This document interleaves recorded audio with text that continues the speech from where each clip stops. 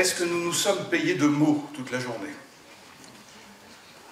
Est-ce qu'on s'est payé de mots en parlant du transhumanisme, de l'homme augmenté? C'est une remarque, une observation qu'a faite une dame ce matin, en fin de matinée, qui s'est impatientée de ce que nous parlions de transhumanisme, d'homme augmenté à tout bout de champ, et sans vraiment cadrer ce que nous entendons par là. Mais c'est également une objection qu'à leur manière ont faite mes collègues chercheurs en robotique et en neurovision, qui ont considéré que finalement nous sollicitions sous couvert de transhumanisme des positions qui étaient fantasmatiques et qui grugeaient finalement le public. Donc il y a eu parmi nous des gens qui ont considéré que nous faisions la part trop belle à des slogans, à des annonces hype, comme on dit. Cela étant, je n'irai pas tout à fait dans ce sens-là pour ma part. Je crois qu'on ne doit pas se scandaliser qu'il y ait des mots encore, et que ces mots disent des réalités qui n'existent pas. Parce que c'est le rôle des mots que de dire des réalités qui n'existent pas. C'est pas seulement la poésie qui exige ces mots, c'est également la politique, c'est également le dialogue d'une façon générale. Donc, défendons les mots et observons ceux qui, dans la journée, ont défendu les mots de manière, à mon sens, convaincante.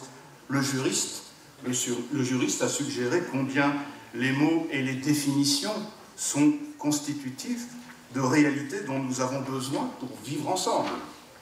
L'anthropologue a montré que le pouvoir des mythes reste actif dans nos sociétés et pouvait être réactivé précisément pour féconder, pour sustenter les réalités que nous produisons. Or, le mythe, c'est du langage, bien évidemment. Et puis, bon, le philosophe ne va pas s'inquiéter de l'inflation des mots, alors même qu'il est inquiet de voir à quel point les outils que nous multiplions malmènent les mots et quelquefois les écrasent. Donc, nous avons parlé d'hommes augmentés, de transhumanistes, et nous en avons parlé avec des mots, bien entendu. Et pour en dire quoi? Eh bien, je pense que, si je résume un petit peu, nous en avons parlé pour dire que les annonces qui nous sont faites sous couvert de transhumanisme sont prometteuses, mais qu'elles bousculent en même temps nos systèmes de santé, nos représentations philosophiques et juridiques, et qu'à ce titre, eh bien, elles nous imposent une tâche qui est d'essayer d'être à la mesure précisément des représentations qui sont sécrétées par les innovations technologiques. Nous nous sommes dit aussi que les annonces sont généralement emphatiques.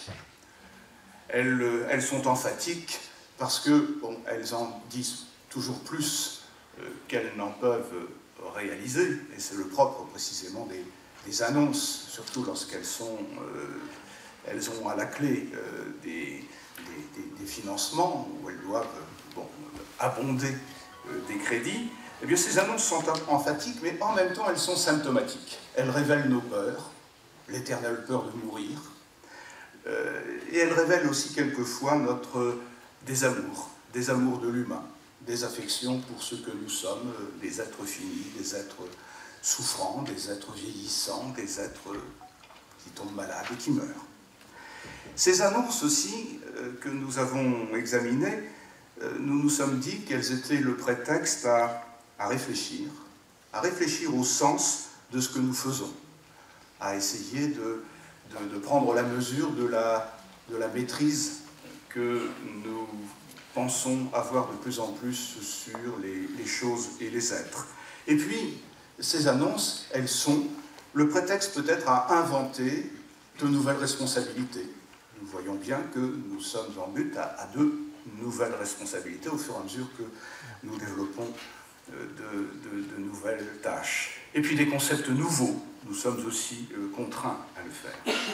Alors je voudrais pour conclure essayer de dire 2 ou 3 choses sur les conséquences que ça peut avoir sur le mutualisme qui vous intéresse prioritairement, et c'est sur le mutualisme que Thierry Baudet, en début de matinée, a conclu son propre propos. Donc quelles conséquences sur le mutualisme que les réflexions que nous avons égrenées sur l'homme augmenté, le transhumanisme et les réalisations Quantified Self ou la médecine connectée? Bien, conséquence d'abord, j'ai l'impression que nous sommes contraints peut-être à essayer de repenser l'exigence de solidarité, sachant que cette solidarité, elle passera de plus en plus par une expérience d'empathie élargie. Nous allons vraisemblablement être entourés de plus en plus d'êtres qui ne seront plus tout à fait des humains standards, et que de ce point de vue-là, nous aurons peut-être, dans un avenir moyen terme, à réfléchir à la manière dont nous devrons peut-être accueillir ces êtres qui auront intégré en eux les adjuvants des techniques. Je vous conseille, soit dit en passant, d'aller voir l'exposition du Quai de Branly qui vient de commencer, qui s'appelle Persona, le sous-titre étant « Étrangement humain », où on essaie précisément de comprendre ce qu'un roboticien japonais a appelé la vallée de l'étrange, c'est-à-dire cette espèce d'ambivalence que nous pouvons avoir avec des robots, lorsque ces robots prétendent imiter le comportement humain. En termes de mutualisme, nous avons aussi sans doute à affronter la protection sociale et les transformations de la protection sociale en tenant compte des incertitudes qui concernent de plus en plus la balance bénéfice-risque pour la santé. Et là, donc, il y a un travail très très pragmatique à faire, mais qu'on n'évitera pas de faire. On aura aussi peut-être à tenir compte d'une exigence d'écoute accrue, écoute des besoins et des frustrations engendrées par ce que Jérôme Goffet appelle les anthropotechnies. Il y aura là vraisemblablement quelque chose à déployer du point de vue des idéaux mutualistes. Au fond, je dirais, et ce seront mes derniers mots, que nous avons sans doute, comme Geneviève Fioraso l'a développé tout à l'heure, à anticiper les discussions qui se développeront de plus en plus autour des innovations technologiques, à développer une culture scientifique et technique et à soutenir, là où c'est possible, cette culture quand elle se développe, par exemple au niveau des CCSTI. Je pense qu'un devoir de mutualité peut, enfin une aide d'ordre mutualiste peut être apportée aux initiatives que prennent les CCSTI. Nous avons aussi, parce que la mutualité est une philosophie, je le pense foncièrement, c'est pas parce que je m'exprime devant vous, j'ai autrefois fréquenté Pierre Leroux, Kropotkin, enfin des grands philosophes du XIXe siècle qui ont développé l'idée de mutualité. Donc la mutualité est une philosophie, et en ce sens, soutenir la mutualité dans le contexte qui est le nôtre aujourd'hui, je crois que ça consistera de plus en plus à chercher à préserver la dimension symbolique de l'humain. Ce que j'appelle la dimension symbolique de l'humain, c'est tout ce qui fait que l'humain ne peut se réduire à l'animal ni à la machine. Et en ce sens, la vie pour l'humain n'est pas la survie.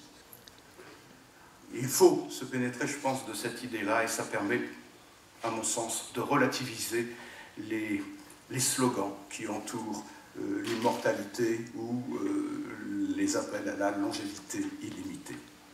Il y a sur ce dernier point, je crois, un défi à l'heure où les technologies menacent d'écraser le langage de culture et d'imposer des formats et des comportements.